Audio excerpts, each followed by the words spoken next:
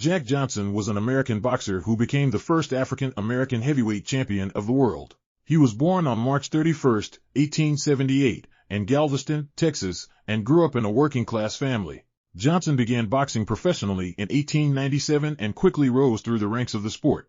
In 1908, Johnson fought Tommy Burns in Australia and became the first black man to win the heavyweight championship of the world. This victory was a source of great pride for African Americans, but it also brought Johnson into conflict with the racial attitudes of the time. Johnson's relationships with white women and his flamboyant lifestyle made him a target of white authorities and the press, who sought to undermine his reputation and prevent him from defending his title. In 1910, he fought Jim Jeffries, a retired champion known as the Great White Hope, in what was billed as the fight of the century.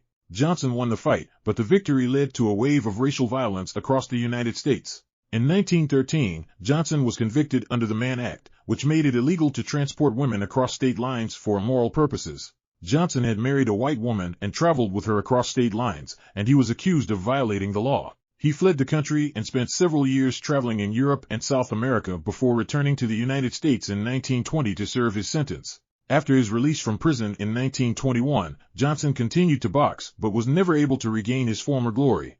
He retired from boxing in 1938 and spent his later years running a nightclub in Chicago. Johnson died in a car accident on June 10, 1946, at the age of 68. Johnson's legacy as a boxer and a trailblazer for African American athletes is undeniable. His achievements in the ring paved the way for future generations of black boxers, and his defiance in the face of racial discrimination inspired many. Despite the obstacles he faced, Johnson lived life on his own terms and left a lasting mark on American history.